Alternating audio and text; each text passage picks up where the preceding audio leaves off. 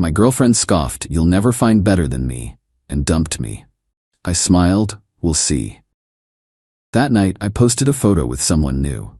Her furious comments filled my page, but the worst part for her was the flood of likes and congratulations from our mutual friends. I, 31 male, used to live my life as the stage manager for the Bianca show. For 3 years, my girlfriend, Bianca, 29, was the undisputed star, and my role was to ensure the lighting was perfect, the props were in place, and the audience, mostly my own friends she had co-opted, was captivated. Our apartment, our social life, our dinner reservations, everything was meticulously curated to fit her brand. I was an accessory, and I was too deep in the fog to see it. The fog cleared last Tuesday. It wasn't a storm, just a sudden, chilling change in the weather. We were supposed to attend a gallery opening for one of my new clients. I was proud of the work and excited to be there. Bianca, scrolling through her phone, had other ideas. "I'm not going," she announced. "The artist is derivative and the gallery is trying way too hard. It's embarrassing. I'll text Mark and Anya. We can go to the Gilded Lounge instead." "Bianca, this is a big deal for me," I said, trying to keep my voice even. "My client will be there. We've had this planned for weeks." She finally graced me with her attention, her expression one of profound pity. "Honey, my presence is the support. Me being on your arm elevates you. Showing up to your sad little gallery does the opposite. I have a brand to maintain. We have a brand to maintain." The words "sad little gallery" echoed in the quiet apartment. 6 months of my life, my creative energy, dismissed as a social inconvenience. For the first time, I didn't make an excuse for her. "If you can't support me on something this important, then I don't know what we're doing," I said. She laughed, a sharp, brittle sound. "Oh, don't be so dramatic. What we're doing is over, apparently. If you're going to be this sensitive, then I'm done." She said it with the same casual air as someone canceling a food delivery. I felt a strange calm wash over me. No panic, no pleading, just the quiet hum of a machine powering down. "Done? Just like that?"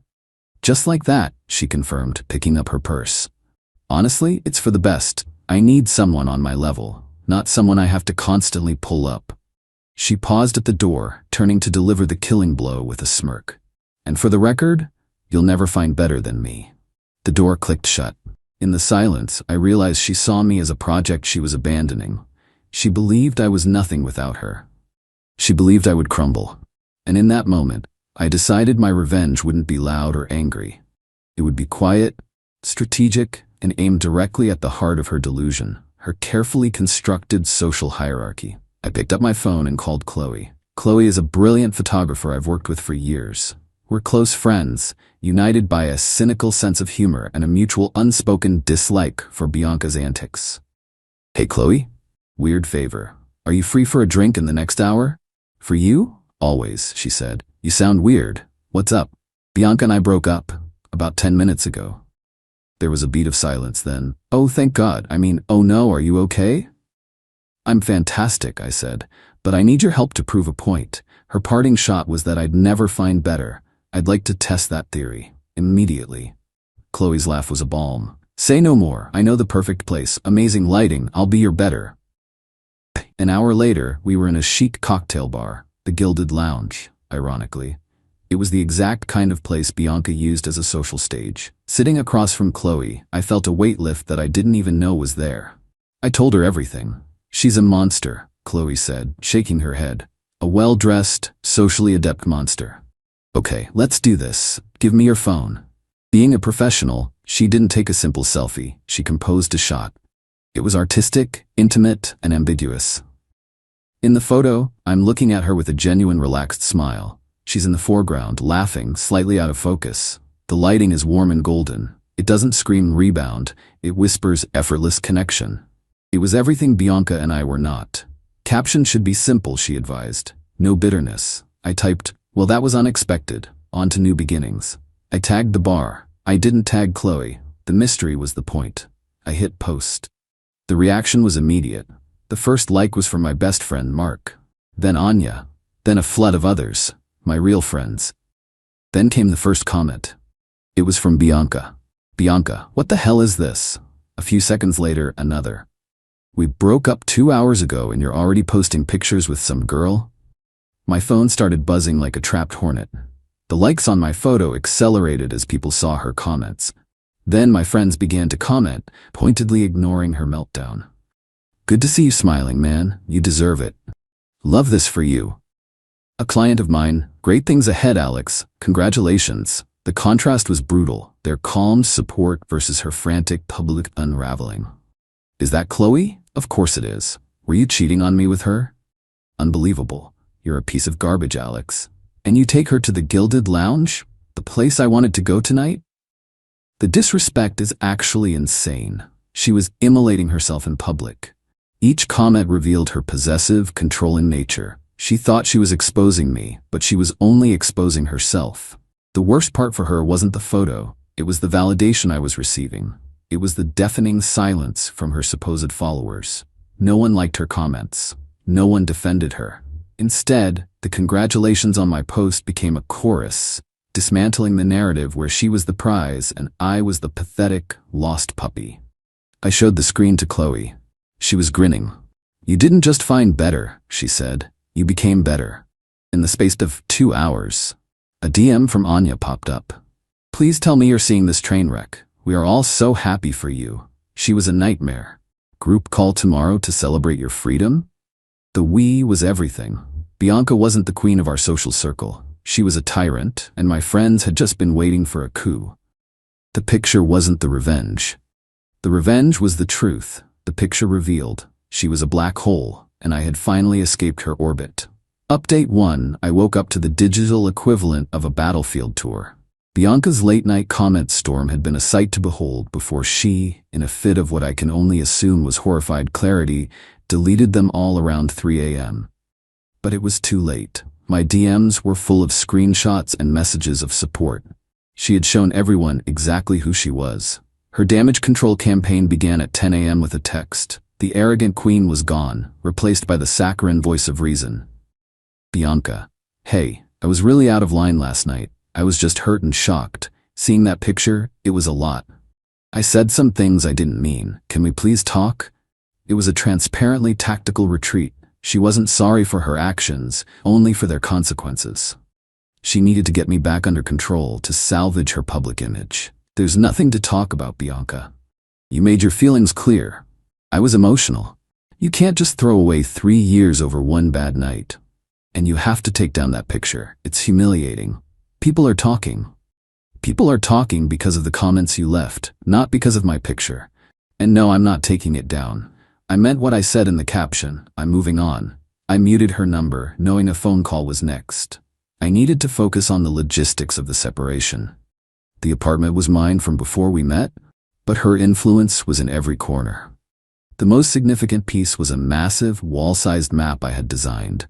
A custom piece of cartography from a fantasy series she claimed to love.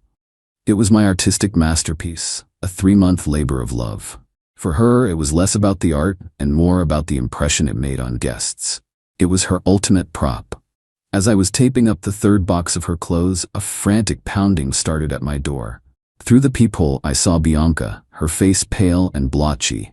The performance was over. I opened the door but stood my ground, blocking her entry. Alex, let me in, she pleaded, her voice trembling. We have to talk, face to face. No, I said calmly. You can tell me when you want to schedule a time to pick up your things. I'm already packing them for you. I gestured to the boxes piled behind me. Her eyes widened at the boxes, then darted past me to the living room, fixing on the great map. Her expression hardened instantly. You are not kicking me out. This is my apartment, Bianca. Your name isn't on the lease. You're moving out, as people do when they break up. This is because of that witch, Chloe, isn't it? She's always been jealous of me. This has nothing to do with Chloe and everything to do with you. You treated me like an employee, not a partner. You dumped me with a sneer and told me I'd never do better. You were wrong. End of story. She tried to push past me. I didn't move. Move, Alex. I need to get my things. Me. No. You're not coming in here to start a fight. You will schedule a time like a civilized adult. The venom in her eyes was startling. She had lost control of the narrative, the apartment, and me. Her gaze returned to the map on the wall. Bianca, the map is mine. You made it for me. It was a gift. I made it for us, for our home, Now that it's just my home again, it's staying right where it is. I'll take you to court. It's worth thousands. It's my property. I almost laughed. Go ahead. The invoices for the printing and mounting are in my name, paid from my account. It's a piece of art that I created and own. It's not yours. The artifact she saw as her social centerpiece was now a monument to her defeat, hanging in the apartment she was banished from. She couldn't stand it. You are a cruel, vindictive bastard, she hissed. No, Bianca, I said, my voice quiet. I'm just a guy who finally learned his own worth. You should try it sometime. I closed the door in her face. I could hear her screaming obscenities before she finally stormed off. The adrenaline faded, replaced by exhaustion. She had lost the public battle, so now she would bring the war to every other corner of my life. I had to be ready. Update 2. Bianca's covert war began in earnest. Having failed to rally any public support, she resorted to a campaign of private manipulation and sabotage, aiming to poison every well she could reach. It started with a phone call from my best friend Mark. Mark, dude, you are not going to believe this. Bianca just called me, crying her eyes out. Me, let me guess, a complete revision of history where she's the tragic heroine? You have no idea. She spun this tale about how you'd been distant for months, how she was convinced you were cheating with Chloe. She claimed she broke up with you in a moment of excruciating pain because she felt so neglected. The gallery opening, she said, was you flaunting your new relationship, even though you were begging her to go with you. That's impressively creative. She's building an entire alternate reality. I told her that made no sense. She started stumbling, accused me of being brainwashed by you, and hung up. She tried the same thing with Anya, who apparently told her to lose her number. She's not trying to win you back, Alex. She's trying to make sure if she can't have you, no one else will want you either. She's trying to salt the earth. Every friend she called saw through the act. Each attempt to isolate me only strengthened my friendships and further alienated herself. It was a miserable failure. So, she escalated, aiming for a target she thought was more vulnerable. My career. I do a lot of freelance design work, and my biggest client is a boutique hotel chain. The project is my baby, and my primary contact is the marketing director, a sharp woman named Evelyn. Bianca knew all of this. I got a call from Evelyn last Thursday. Her tone was professionally cautious, which immediately set off alarm bells.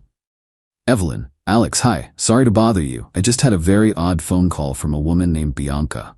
She said she was a close friend of yours. My blood ran cold. She is my recent ex-girlfriend, Evelyn. What did she say? Evelyn? She said she was deeply concerned about you. She claimed you were going through a severe mental health crisis, that you were erratic and unstable. She strongly hinted that you might not be reliable enough to handle our rebranding project. She framed it all as her just caring so much, and not wanting to see you fail professionally. It was a breathtakingly vicious move. Using the language of concern as a weapon, she was trying to destroy my livelihood. It was calculated and evil. I fought back the surge of panic and focused. Me, Evelyn, I am so sorry you were put in that position. To be completely transparent, my ex and I had a very messy breakup. Her version of events is a fabrication designed to hurt me. I can assure you my health is fine, and my ability to deliver on this project is unchanged.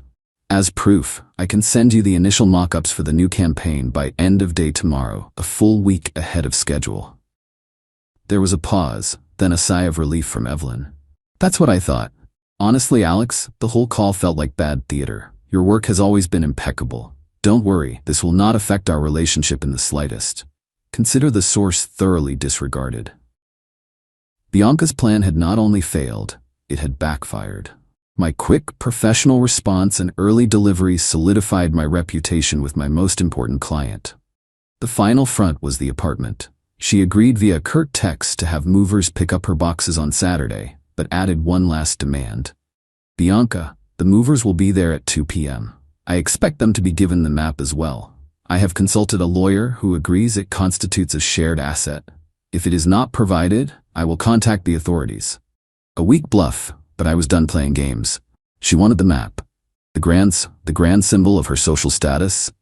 Fine, she would get it on my terms. On Friday evening, with Mark's help, I painstakingly removed the great map from the wall. I laid the massive canvas out on the floor. Then, I took a pair of sharp fabric shears and cut the map perfectly in half. One half depicted the Western kingdoms, the other the Eastern seas. Both beautiful, both incomplete. I rolled the two halves separately. When her movers arrived, I met them in the lobby. I gave them her 27 boxes. Then I handed one mover a single roll of canvas. "This is the final item," I said. The mover looked confused. She said it was a huge map. "That's half of it," I replied. "It's a shared asset. I'm keeping my half. Enjoy." I went back to my apartment, imagining the sputtering rage when a single useless half of her prized possession arrived. She couldn't hang it. She couldn't sell it. She could only look at it and be reminded that she had tried to break me, and had only succeeded in breaking the one thing she thought she could take. The bare wall in my living room felt vast and full of promise. Final update. It's been 4 months since the Great Partitioning. The silence from Bianca has been absolute. Her war of chaos ended not with a bang, but with the quiet fizzle of a spent firework. The fallout for her was, from what I've gathered, catastrophic. My client Evelyn was so impressed with my professionalism under pressure that she expanded my contract, turning Bianca's attempted sabotage into a major career boost for me. Socially, Bianca became a pariah. Anya ran into one of Bianca's old work friends, who said that after failing to sway our mutuals, Bianca tried to spin her victim narrative at her job. But her reputation for drama preceded her. No one bought it, and she became an outcast in her own office. The story of the half map became an instant legend in our friend group. It was the perfect, poetic consequence for her entitlement. According to the grapevine, when the single roll of canvas was delivered, Bianca had a complete meltdown, and in a fit of rage destroyed her half, tearing the expensive canvas to shreds. The ultimate symbol of her desired status was now just garbage. My life, in contrast, has become wonderfully calm. The bare wall in my living room stayed empty for a month, a blank slate. Then I began to fill it with smaller things that were truly me. Prints from artists I admire, photos from trips, a small, beautiful map of a place I actually want to visit. My half of the great map is now professionally framed and hangs in my home office. It's no longer a reminder of her, but a reminder of my own strength. And then there's Chloe. What began as a strategic favor between friends slowly and organically blossomed into something real. After the dust settled, we just kept hanging out. We'd grab drinks, go to galleries, and talk for hours. It was easy. There was no performance, no pressure. About 2 months ago, we were sitting in a park when she turned to me with a wry smile. "You know," she said, "for a fake relationship that started as a revenge plot on Instagram, this is starting to feel suspiciously like a real one." I smiled back. Well, that was unexpected. On to new beginnings. It's been the best 2 months of my life. My relationship with Chloe is a true partnership, built on mutual respect, support, and a lot of laughter. We haven't posted a single photo of us online. We don't need the validation. The ultimate revenge on a narcissist isn't to destroy them. It's to be truly, deeply happy without them. My revenge wasn't the post, the comments, or even the bisected map. It was the quiet, joyful, and completely Bianca-free life I've built in the aftermath. She told me I would never find better than her. She was right. I didn't find better. I built it.